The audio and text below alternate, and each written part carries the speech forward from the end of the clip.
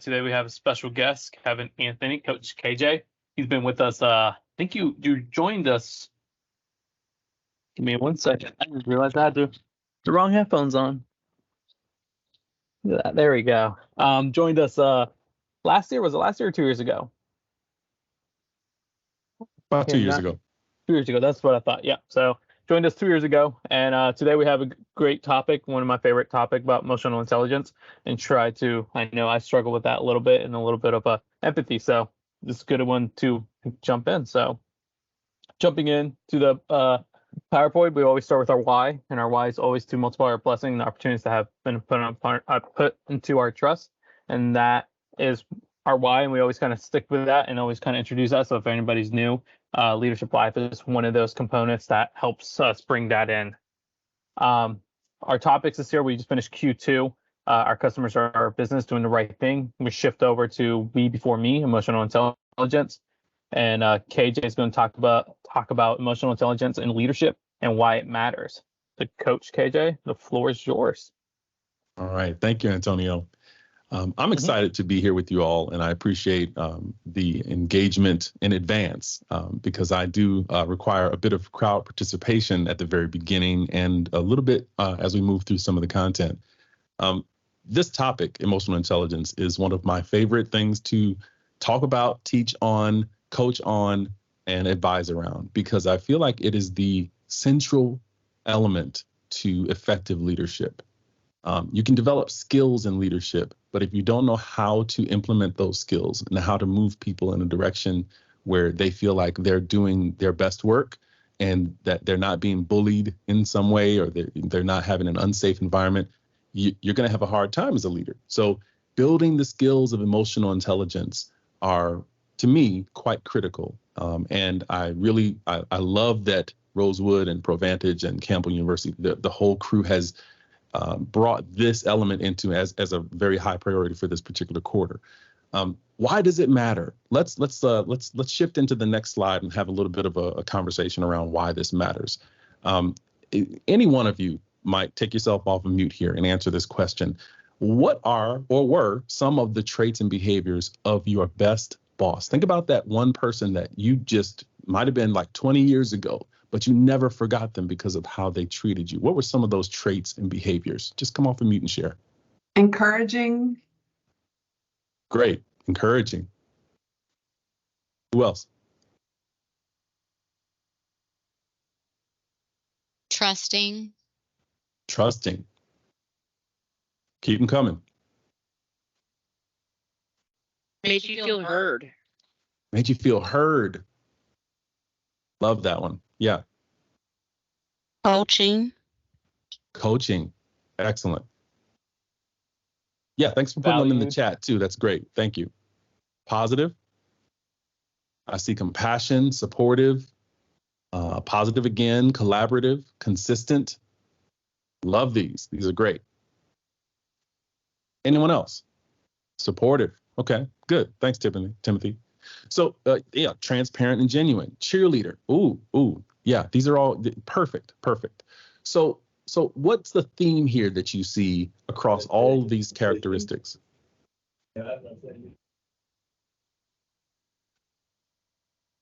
Love it. Empathetic. What's the theme that you're seeing here? Are these technical skills? They all show you care. Thank you, Kylie. In touch with others' emotions. Yeah, these aren't technical skills. These aren't skills in putting together a spreadsheet or putting together a project schedule or a work schedule. These are what are commonly called, Timothy, soft skills.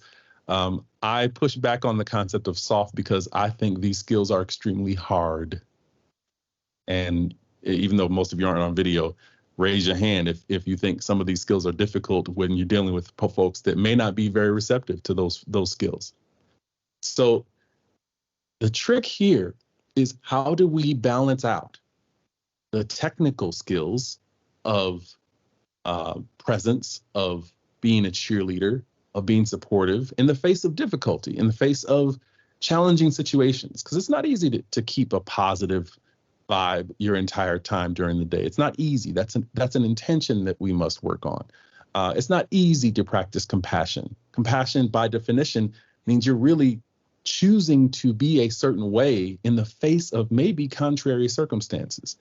So let's move on to the next slide. Let's look at how this really pans out in how we show up in our jobs over the course of our careers. So when we think about the work that we do, we're usually hired because of our intelligence. So that would be our IQ. And that IQ is a measure of our competency, our ability to process information, our ability to follow instructions. So those are qualities that are usually on the resume, on your CV. Your ability to say, here's what I've done, here's what I've accomplished. Those are things that get wrapped up into the idea of IQ. But what about EQ? Emotional intelligence taps into something that you can't always put onto a resume, that you can't fill out in a job application.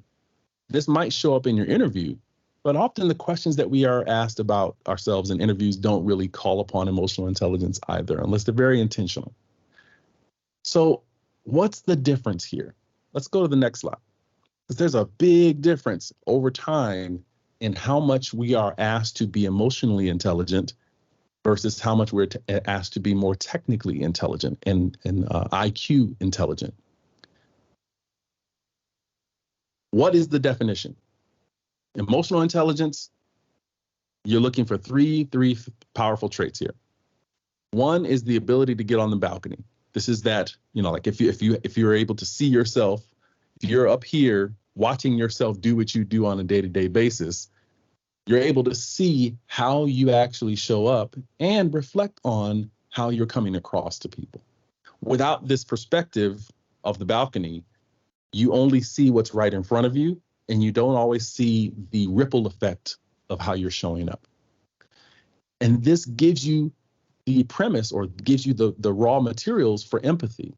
Because if you're able to see how you're impacting people, you can then shift in how you express that care, shift in how you express your connection and your empathy.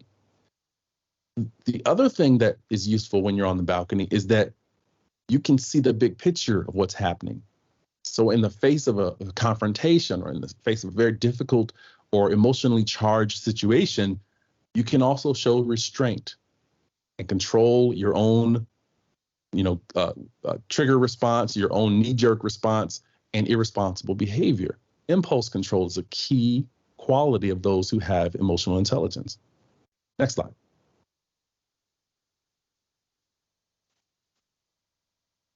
Now, how this pans out over time is at the beginning of our careers. You see, if you see the lower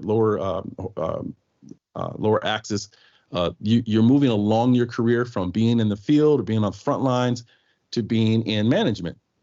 And you see on the vertical axis, it's how important are these particular skills. And you'll see the blue line is technical. So it's really high. When you jump in, you're being tasked to perform at a high level with skills that are very practical, boots on the ground. You're in the nitty gritty of the task. And you may even be working by yourself or in isolated roles where you just have a task in front of you and you're completing that task. Well, the interpersonal skills aren't in high demand in that moment. You just need to be able to follow instructions and get your work done. You can just narrow down, you can put some headphones on, or you can put some something to get your focus on. And your blinders help you stay focused. That's great. But as you move across that spectrum, your ability to work with others starts to increase. The complexity of your tasks requires you to rely on other folks and relate to other people along the way who may think differently, process differently, make decisions differently. And your ability to adapt to those other people as you progress along your career becomes more and more critical. You see it rise and rise and rise to the point where it's higher than the technical skills when you began. And you see the technical skills dip. And really what I find interesting is that towards that management career, you may need to refresh some of those technical skills because technology changes, because there's new implementations of that technology, or you just may need to refresh your management skills altogether because new theories of how to lead people have come out. So you may need to touch up your technical skills over time. But in the long haul, your ability to lead others, manage others, and relate effectively will always increase over your technical skills. Next slide.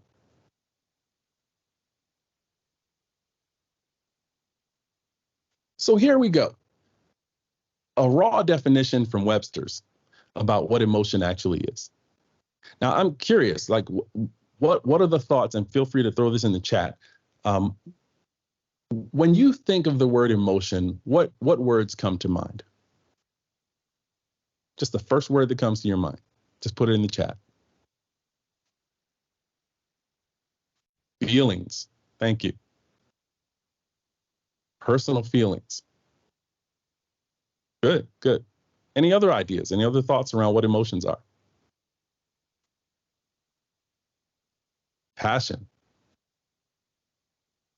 That's high on the range of emotions. Expression. These are all great. Worry. Thanks, Maya. Thanks, good. So sometimes I'll get things like scary or uncomfortable when I ask this question. Colorful. I like that one. Thanks, Antonio. Personal perception of outside inputs. Ooh, we had a technician on that. That was a great definition. So when we look at the word itself, the word emotion represents movement, emotion. So the core of it is emotus, emovio, to move out, to move away, to remove, stir up, agitate. So our emotions, from a very scientific standpoint, are triggers for movement. They're intended to move us. They're intended to cause a response. And even if that response is internal, tears, even if that response is more vigorous, which it might be more violent, more aggressive. So the emotions are there to keep us alive on a very fundamental level. Without emotions, we would not have known how to react to the saber-toothed tiger when we walked out of the cave in the morning to go hunting. We wouldn't know what to do. The emotion of fear told the cave person, you need to do something to protect yourself. Okay, and the emotion of joy gave a whole different call to action. So the power of emotion is that it's supposed to move us. And without it, it's very difficult for us to engage and relate and connect and deepen relationship. Next slide. We're getting into the juicy stuff now. So here's the rub here. We're all wired to be moved by our emotions.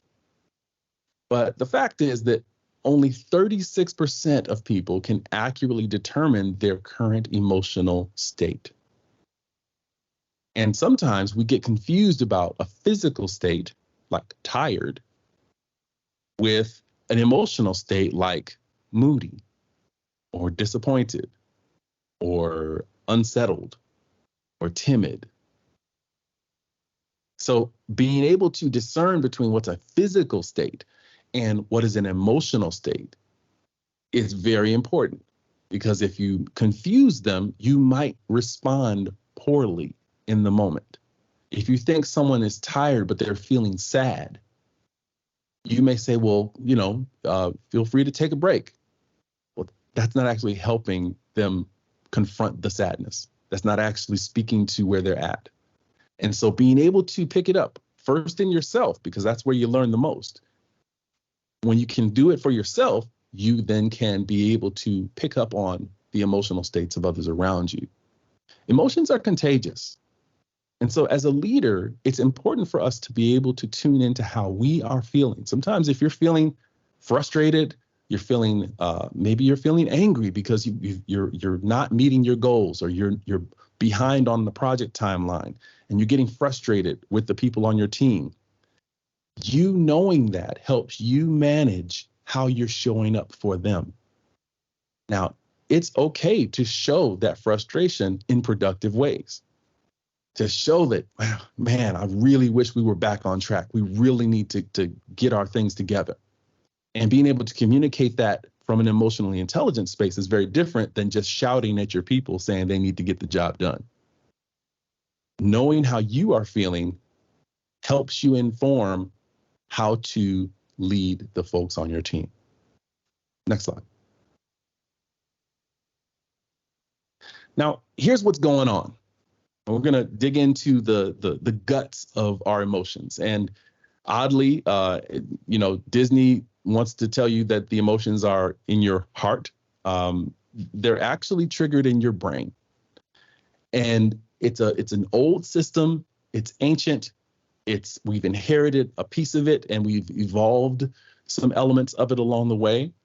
It starts with our reptilian brain. Now, this is our oldest form of intelligence. This is our survivor brain. This has been there for thousands of years. And that reptilian brain takes in all of the data from around us. No filter. It's just raw.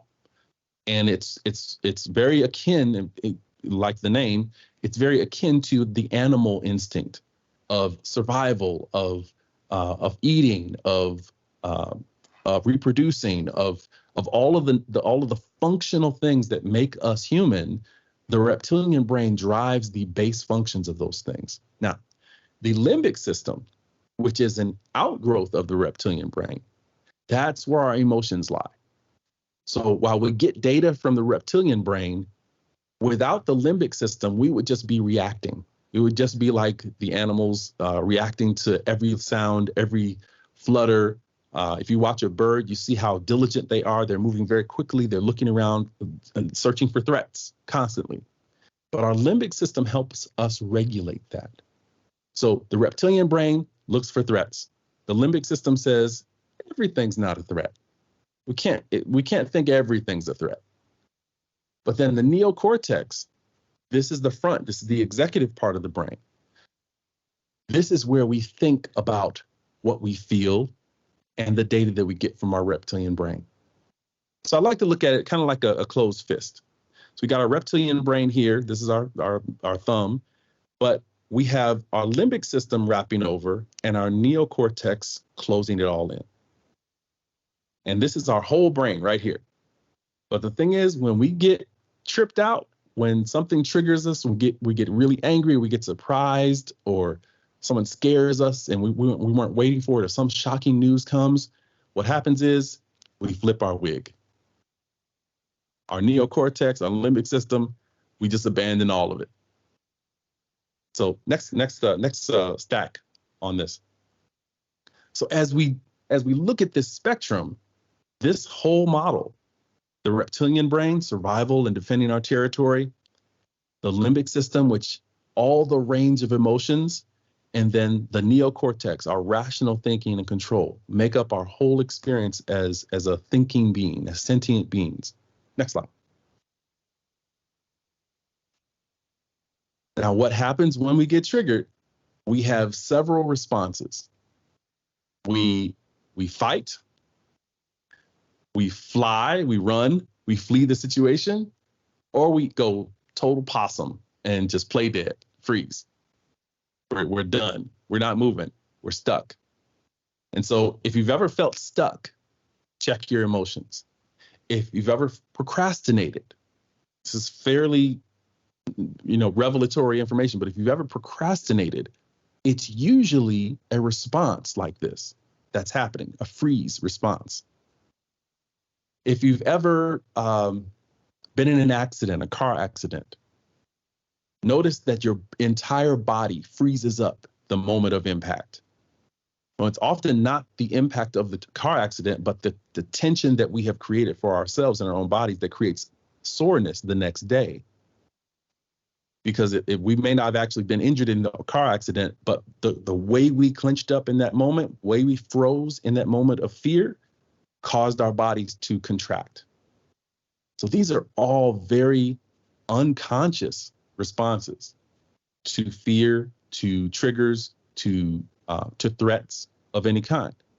There's one more thing that we do, and this shows up in the workplace more than I think anywhere. There are some examples in nature, but the last thing is appease. We can fight, we can fly, we can freeze, or we just tolerate, which is sometimes more insidious, that we just relinquish all of our agency. It's not the same as freezing because you're still functioning. So you can be a high functioning but frozen on the inside. And that's what appeasing is, that you just kind of give up. I think the more common current term right now is quiet quitting. And when people feel so stressed out, so at threat that they don't feel like they have any agency, they appease. So if you have people that you're leading and you get a sense that they've checked out, they're no longer bringing their full selves to the workplace, I want to check, are they in that appease mode? Now, I'm sharing these things not for you to, say, diagnose your people, but for yourself, diagnose your people. What kind of environment are you creating for your folks where they feel like they need to appease you, where they've given up their own agency, where they feel like they've quiet quit? People don't leave organizations because the organization is toxic. People leave organizations because their managers are toxic. And they create environments where people appease, they give up all hope of agency, they freeze, they don't know what to do because you've created an environment where they feel afraid to do anything, or they push back, and you take that as a violent, aggressive stance against you, but there's a reason why they're pushing back. Or they quit, they leave, they run away, they disappear, they don't show up, absenteeism.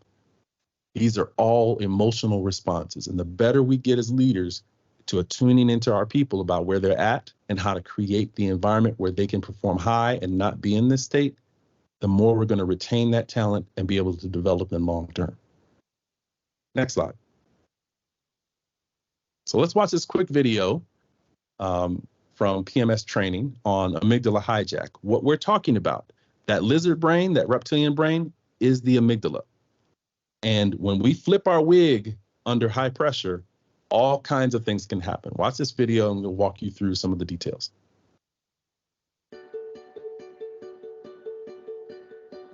When customers are dissatisfied with your service, their feelings can run high. They may have emotional outbursts which seem impossible to deal with.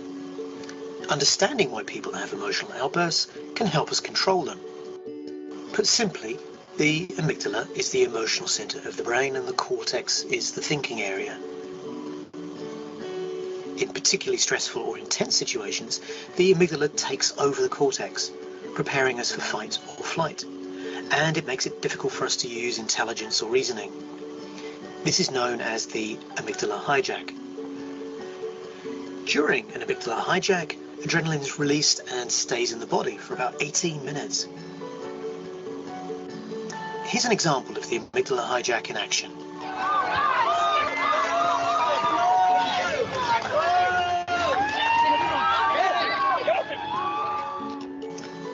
The amygdala hijack is characterized by three signs: a strong emotional reaction, a sudden onset, and regretting your actions later.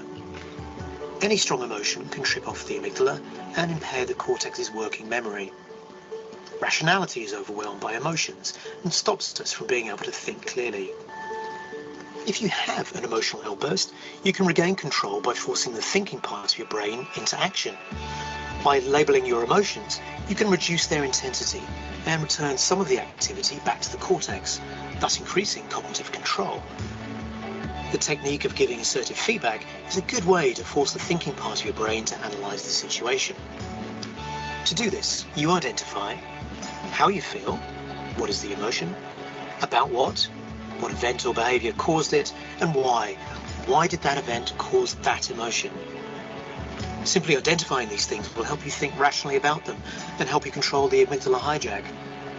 Saying these things out loud will let others know how you feel. You can also help others regain control if they are experiencing an amygdala hijack. Just label the emotions you think they are feeling by empathizing with them. To empathize with the other person, identify how they feel, What is the emotion? About what? What event or behavior caused it? And why? Why did that event cause that emotion? Then say these things out loud to the other person. For example, I can tell you're frustrated, that I was at lunch when you called. I realise you wanted a quick answer. Then pause to let your message sink in and to stop you from saying but. This forces the person to switch on their cortex in order to be able to understand your words. It also reassures them that you have an appreciation of their feelings and situation.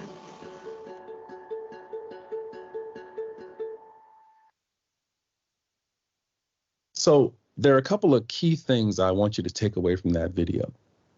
One is that you have the ability to process your emotions rationally. You're not a slave to your emotions. Emotions do not control you.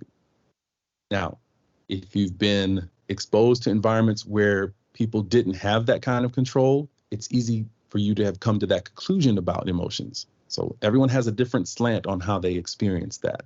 If you grew up in a home that was very volatile, you may look at emotions as threatening or scary. So you don't really express them that much.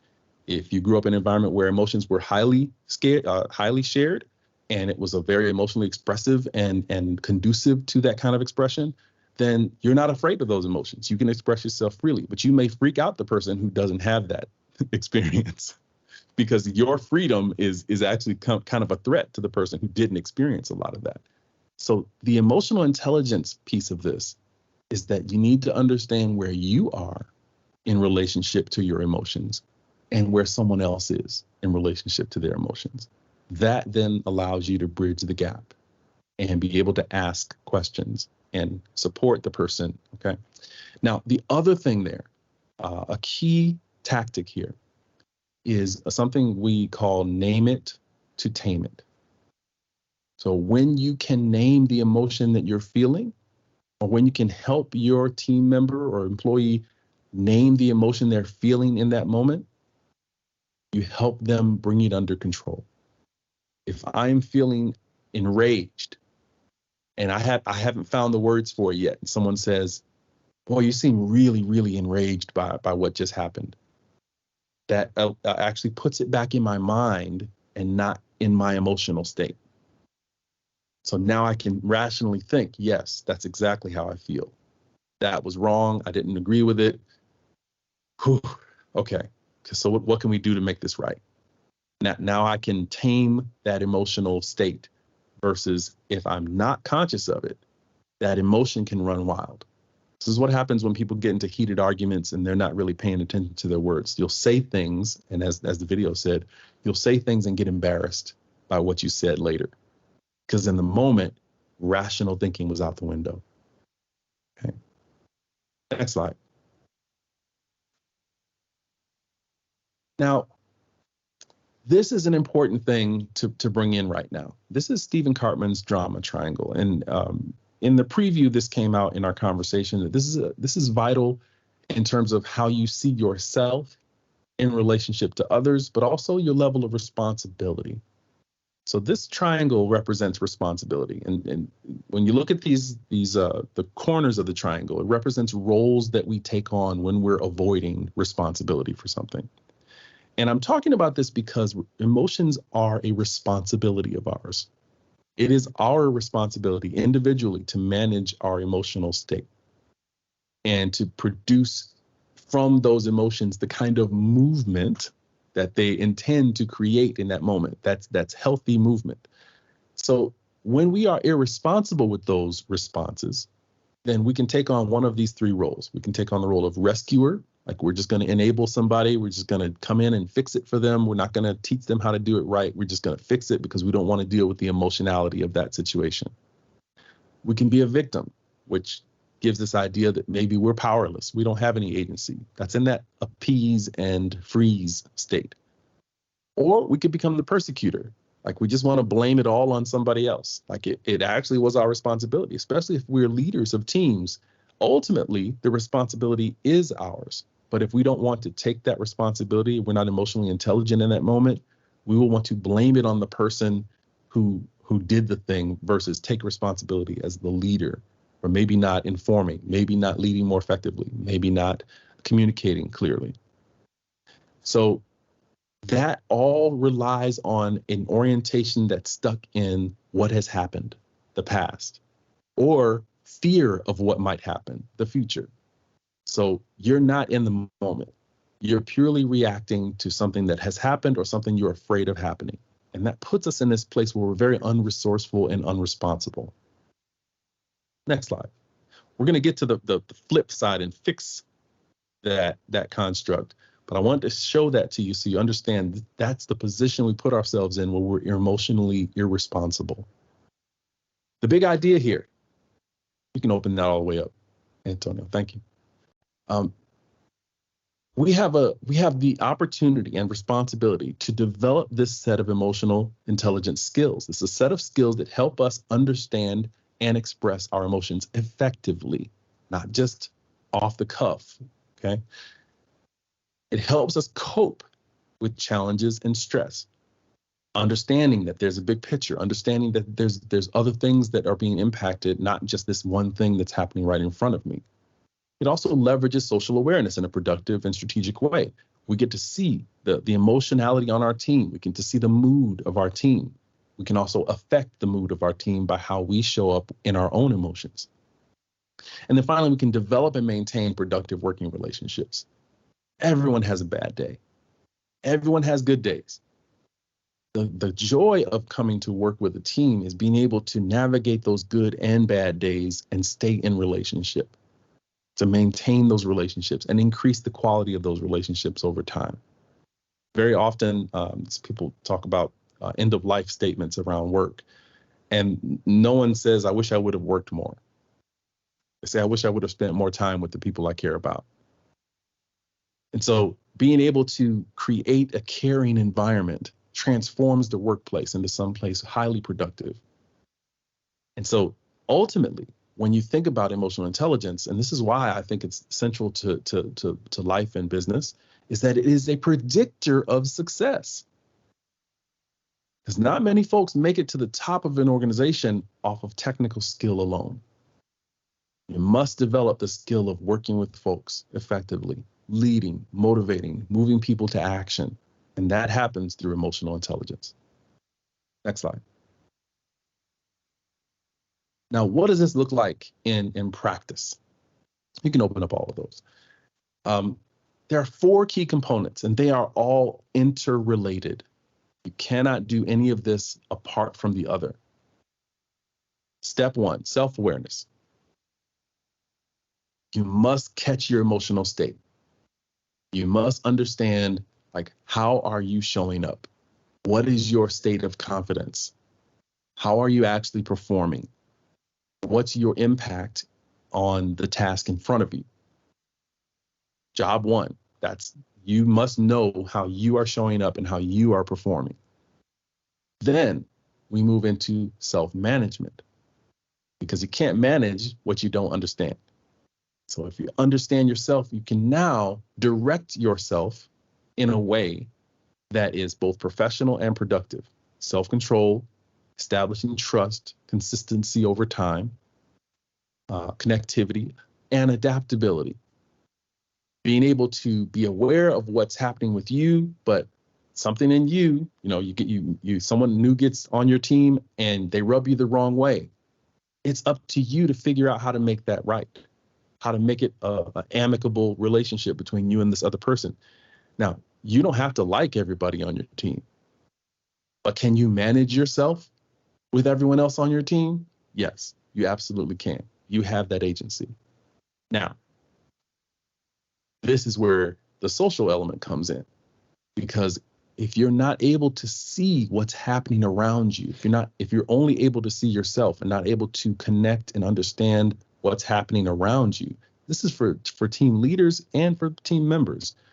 Being able to have social awareness, being able to have empathy, concern, care, curiosity, even at its foundation for what's happening with the other folks around you. Periscoping, which is why the submarine is on there. I don't know if you noticed the Beatles in the windows, but this is the yellow submarine. The periscoping is, you might be knee deep in your work, knee deep in your project. You may be underwater in your project and you've got to be focused, but you've also got to occasionally put your periscope up and look around and see how everyone else is doing. Especially as a team lead, especially as a leader in a team, you want to be able to occasionally look up and see how is everyone else doing. And then the last thing on there, a little blocked out by the submarine, is something called entrainment. And this is what happens when you set a bunch of clocks, like the traditional old clocks that have the pendulum. When you put all the clocks on different pendulum paces, different cadences, over time, you will find that all of those clocks find their way to the exact same cadence. And that's called entrainment. What I mean by entrainment is that you as a leader have the ability to align everyone on your team on an emotional level. That is a powerful stance to have as a leader. You have that power to control the mood of your team, but also you can control the motivations of your team just by understanding what's happening around you and helping every individual member of your team to tune in to what's most important. That leads us to relationship management.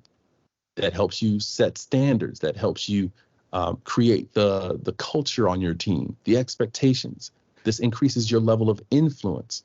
So it all starts with self-awareness, but from self-awareness, we get to being able to manage yourself with others, being able to catch what's happening around you, tune in with the mood on your team or in your department, tune in to even the customers that you serve, and then ultimately creating and manifesting that culture that you really, really desire to see with intention, because you're holding the emotional space for your people.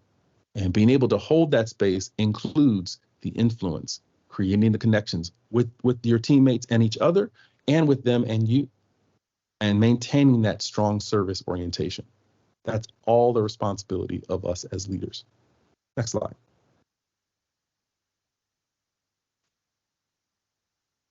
And so when we talk about leadership and emotional intelligence,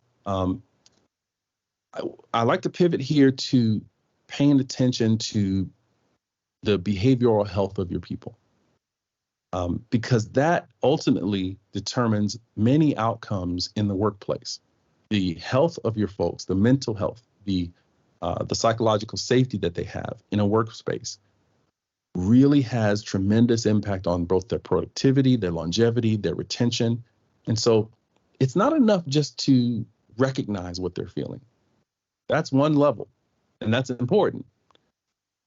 But it's also important to develop the empathy of recognizing the distance that creates. So when someone's off in their emotional state, that's a gap in their focus. When someone, I mean, you know, when you show up to work and you've got other things on your mind, it's really hard to get your work done. When you've got a lot of stuff going on back at home or a lot of stuff going on in your family, it's tough to bring yourself fully to the workplace.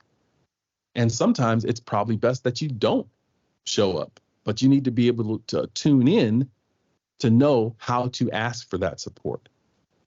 And sometimes environments don't really aren't conducive to that kind of a conversation. But what you want to do is create the environment where people feel what they feel and they can express what they're feeling and they can feel heard. Now that emotional level, the next level on this pyramid, wishing they didn't feel this way, is the next progression. Like it's a bit of empathy.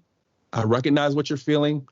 I really wish you didn't feel this way. How can I do something about it? Is the next logical and empathetic step. How can I support this person? Sometimes that's just listening.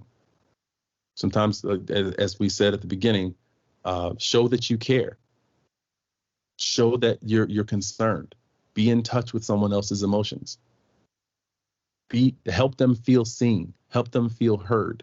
Sometimes you don't need to solve someone's problem. I mean, matter of fact, most of the time you don't need to do that. That's a rescuer response.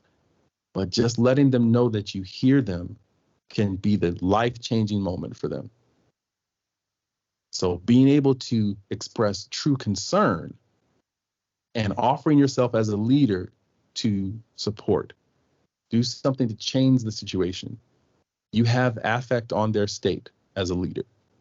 So your ability to listen, support, encourage, those are tools that you can use to help them transform their state.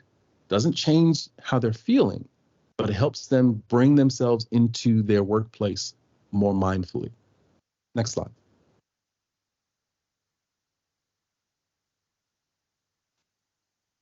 And so here we go.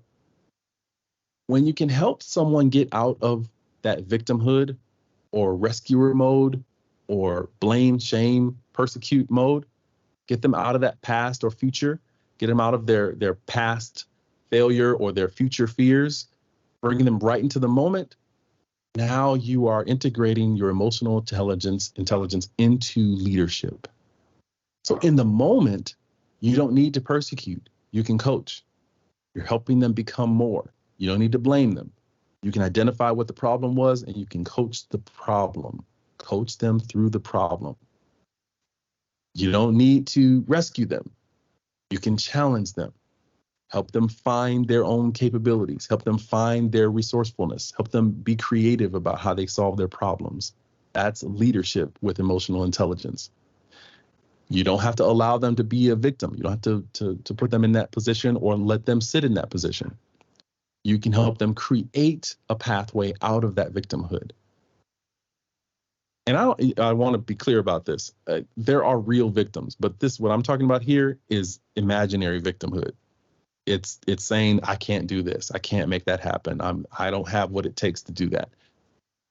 If you're hired into the position, you have what it takes.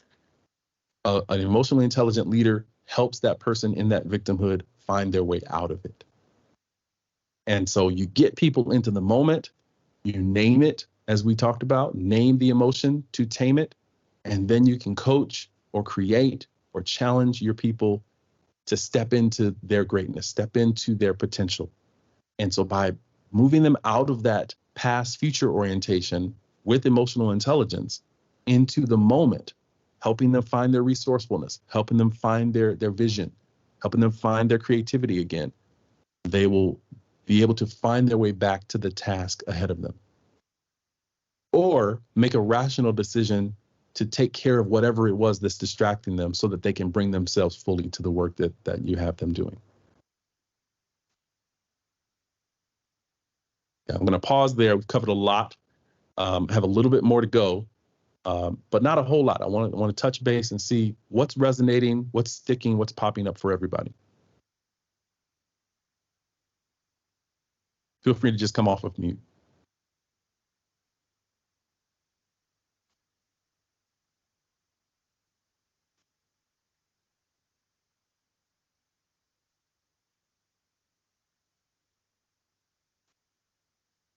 All right, we'll just keep it moving.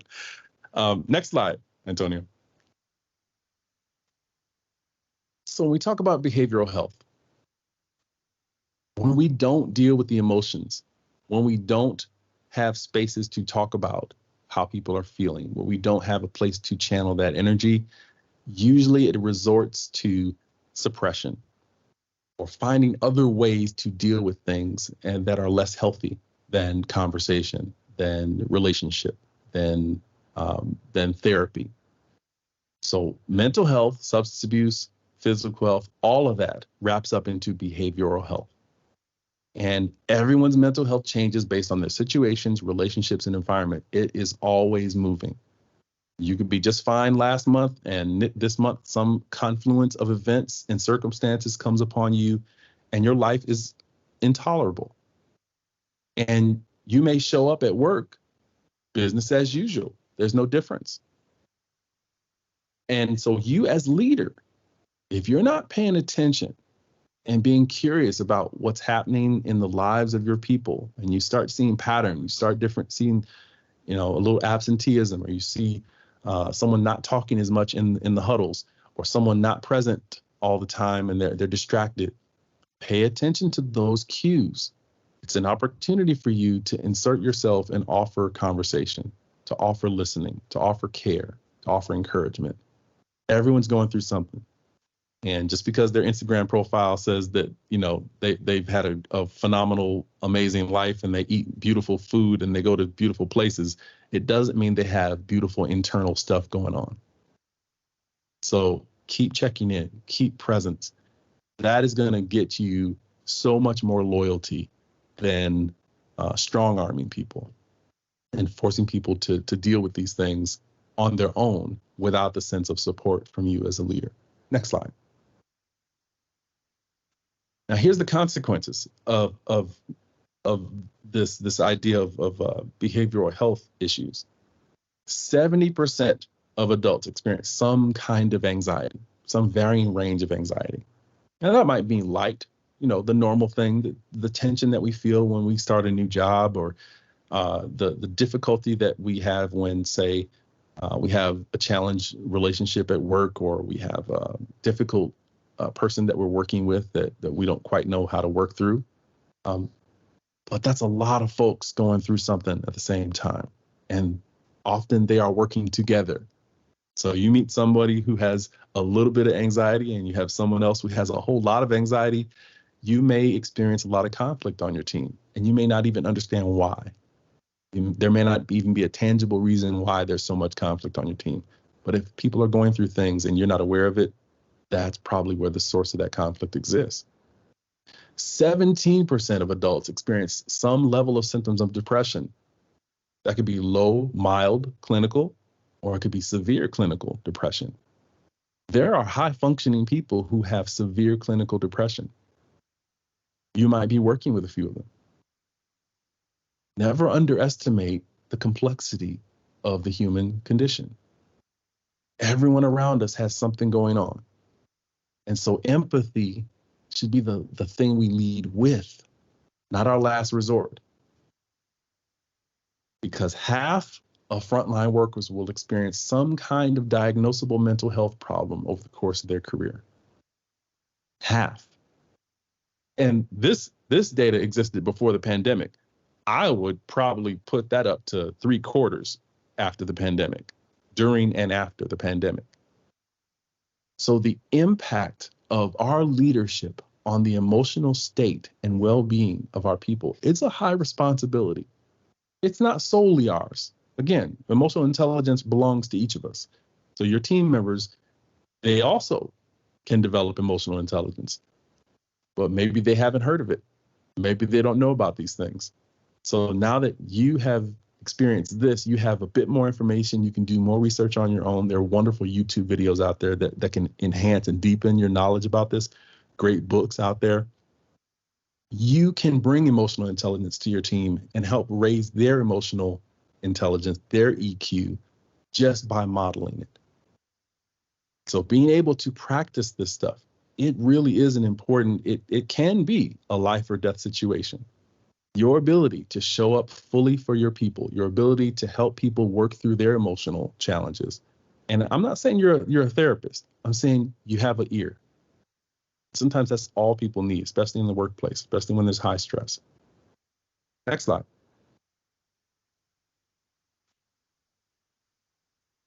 So some of the impacts that we may not even realize. If you have high absenteeism, if you have a whole bunch of folks using their sick days, and maybe you don't even think they're sick.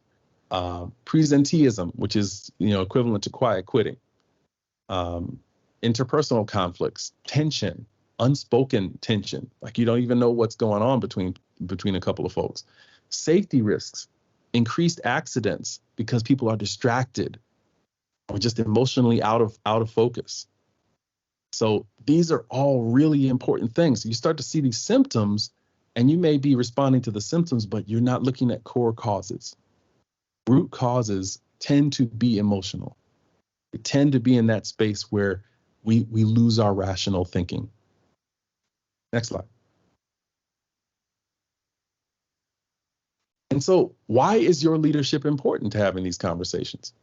It's because when employers initiate and support treatment for mental health disorders and prescription drug addictions, it's more effective in the long term than when it comes to family or friends, meaning there's more support typically sought out in the workplace than people feel comfortable going to their family or friends to get. Think about that for a second. How often are you willing to talk to someone who is less in your life? I mean, I've actually had conversations with people on the bus or public transit or on a plane, didn't know them, but by the end of that flight, they have told me so much of their business. And there's something about knowing someone that makes it harder for you to share your secrets, to share the things that you're going through, to share the hard things. So as leaders, we might be the only people that your people talk to about these things. We might be the first people that someone is willing to admit if you create the space for that kind of a conversation. And you want to talk about creating loyalty and creating retention and keeping people on board and elevating people, making people feel like they're a part of a group, part of a family. This is how it begins. So that empathy plays a key role in helping people move through their life challenges, because everybody has them. Next slide. So here we go. How we go about this, it matters. We need to practice empathy. We need to be genuine. And genuine doesn't mean, sometimes genuine comes across as fake, like you're trying too hard. No, just be yourself and be curious. I feel like empathy really at its root is curiosity about someone else. And curiosity requires you to lower your assumptions and discard some of your preconceived notions about how someone might react. Use your own words. You don't need to sound like me. You don't need to sound like Dr. Fubara. You don't need to sound like, you don't have to be eloquent in all this stuff. Use your own words. And if you want to help, listen. Advice can, it can be hit or miss, because advice for me is kind of like, like me giving somebody my glasses, I see that you can't see clearly, so I'm going to give you my glasses. No, my prescription isn't going to work for you. Actually, I have Coke bottle prescriptions, so you probably couldn't see anything if I put my glasses on you. That's what advice is. Listening, that empowers them. That helps them say things out loud that maybe they haven't said out loud. And you don't have to say anything. Just say you're here to listen and listen. And you don't have to be perfect. Matter of fact, it's better if you don't try to be. It's better if you admit that you're not. And it just creates more space for your person to be able to share and seek out the kind of support that they need to be able to make good decisions about what they're going to do next. And that brings us to our final point here. And I want to give you all a chance to think about what you want to do with this information. Next slide. We're familiar with this idea of the golden rule. Golden rule basically says that we ought to do unto others as we would have them do unto us. Now, that's a helpful framing. It's better than nothing. But problem with that is, if I give you my glasses, do they really help you? If I would want you to give me a pair of glasses and you give me that pair of glasses and they're not really fit for me, then we're missing something.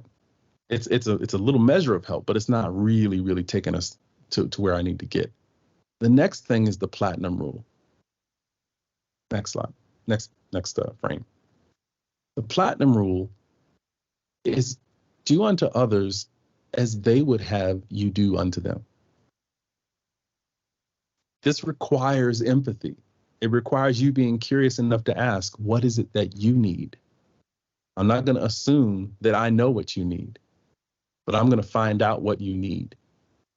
And I'm going to do my best to help you get there. So that's emotional intelligence and leadership.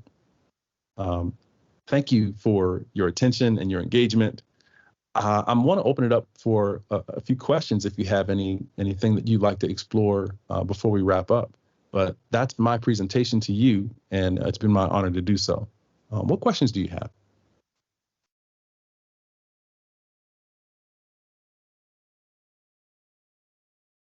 Oh, so good to see all of your faces. Yeah, I have a question. Sure.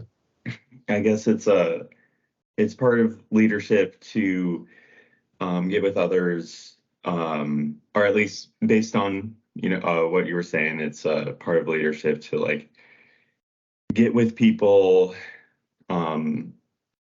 help them. If you see that there's any troubles, help them and whatnot, and talk to them. I guess what is in terms of like in the course of talking to them, you hear that or you see that there's a kind of like an and I get I'm sorry, I'm still trying to formulate the question. It's more of like there's leadership in talking to people and becoming their friends and gaining or in talking to them about these important things. How about the leadership in, I guess, solving the issues that create the conditions for them to be to have anxiety, to have depression, or whatnot? Is there, I guess, what are your thoughts on not only talking to people to understand like how to better work with them in a leadership position and whatnot, but then kind of just seeing, I guess, further beyond that and seeing like the effects that are on them that may not be through I guess their own I guess if it were health issues, then I guess then through their own health issues, I guess. Yeah. Well, I'll answer that, and I think I get the gist of what you're asking. I think Anna asks something else that's adjacent to what you're asking. Mm-hmm. Now, this isn't ever taught. I mean, it might be now, but in my experience, it's not something that we were ever taught around psychological safety. We were, our environments that we grew up in, the environments that we work in, the environments that we play in, all require a certain degree of psychological safety. And it doesn't mean you're not saying things that would hurt someone's feelings. That's impossible. Everyone will say something that rubs someone the wrong way at some point. The goal is not to create perfect safety. The goal is to create safe enough for people to express themselves, safe enough for them to get what they need and not fear asking for what they need in the moment, and safe enough for them to say, hey, I'm really hurting right now. Can I take a break? Or I'm really hurting right now. I think I just need a day off to gather my thoughts and feelings about what's happened to me. You never know what someone's going through. So I think it's that premise, the primacy of empathy, creating an environment where it's safe enough for them to ask for what they need. If you do that, you've opened the door for all kinds of progress in relationship. Does it make sense? Yeah. Perfect. I know we're at our time. Antonio, we're good? Yeah, if anybody has any other questions or anything like that, you guys can email them to me, or I can email them over to Coach KJ. That's a Houston. Happy to. You don't want to. Yeah, ask away. If something comes up along the way over the next, even over the next year, send them. And Antonio, I'm happy to respond by email. All right, yeah, and I think we have a time for a few more questions. Let's see, Houston had your name or hand up. You want to go? Yeah, hey, I just had a question. I've heard a little bit through some podcasts and some readings recently about kind of emotional health versus emotional fitness, and really looking to, continue to help breed that agency and resiliency in yourself and then in others, especially if you're the leader in an organization or over a team. Can you speak to anything about maybe the differences that you've maybe read about or seen there, and how to kind of help with those to kind of the dichotomy of those two things? Well, I'm glad you brought that up. The concept of emotional fitness is, I would say, a progression of emotional intelligence. If you were to make this a physical intelligence or physical fitness analogy or comparison, it would be the difference between understanding how your body works and actually moving it. So it's a difference between, like, you could know this stuff, like I can intellectually know all of these things, but if I'm not practicing it, I have not really tested that knowledge, and I really can't build those emotional muscles, so to speak, if I'm not in practice with emotional intelligence information. So, in practical terms, if I talk about emotional intelligence with my team, but they know that I do not do anything that aligns with what I'm teaching them, that is going to show a lack of integrity. That's going to erode trust. They're going to think I'm just preaching at them. That's actually in that triangle where it's persecutor. Like, I'm telling you what to do, but I'm not doing it.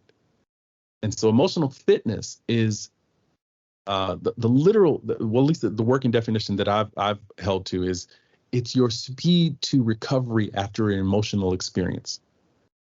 So you think about fitness as in terms of your heart rate, right? So how quickly does my heart rate get back to its steady rate after a bit of exercise?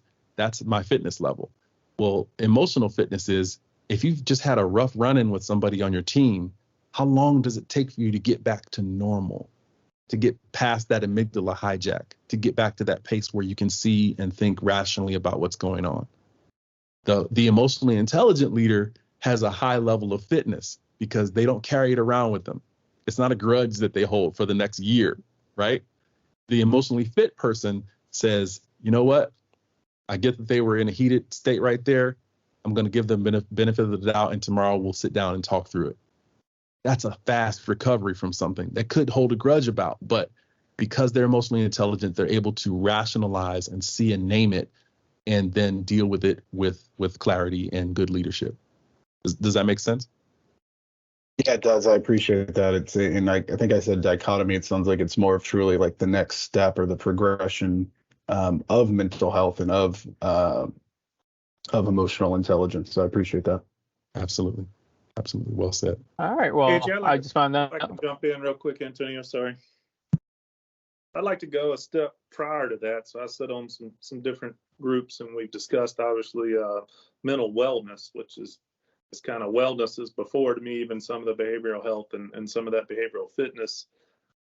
I think we have failed to define that very well. Most people now equate that to being happy, which is not at all the case. And I think that when you start at a baseline of expecting happy, then immediately you think your mental health is off, and you're constantly trying to get happy, which is virtually impossible in the reality of the world with sickness, personal health issues, death. There's a million things you don't control. And so you spend a second on kind of where we start, what's the goal? It's kind of what second step of fitness, obviously, is fitness is able to try to circle back to that, to your point. But I think people mistake your baseline wellness as happy. And it's a very astute observation, and it is a sort of a scourge on our culture that happiness is a goal, whereas happiness is actually not even an emotion. You can feel joy, but how long does joy last? Like, just like any other emotion, it comes, it goes, it ebbs and flows, right? Everything pulses. So if you're always joyful, oh my goodness, you'd be annoying. I mean, and kind of boring, quite honestly. You'd be like Ted Lasso, in a weird way. But even he has an emotional fluctuation if you look at his character arc, right? He goes through sadness, he goes through dark times, and he comes back, he keeps that optimism, he brings himself back. In that example, happiness is a choice for him. He chooses to hold optimism high as a value. But humans don't do that. We need the difference, because how would we know joy if we didn't know the sadness? So I think the baseline is human. Allow yourself to be what you are in that moment, because our emotions are always going to be changing.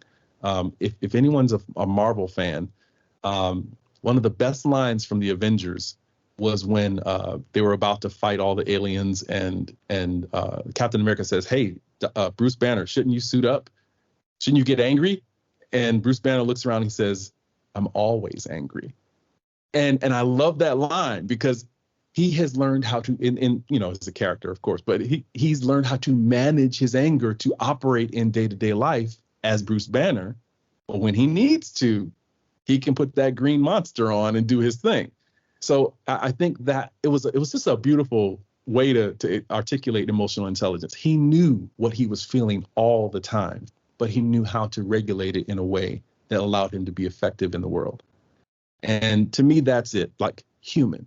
Let's acknowledge our humanity first, that we're not always going to be happy, that we're not always going to be sad. And there's nothing wrong with that range of emotions, but how we manage it is what makes us human, and more human the more we learn how to manage it. All right, folks. All right. Well, thank you guys. Thank you for joining. Scott, sorry for going over. I know you're the reinforcer. So 6 minutes over. Thank you, everybody.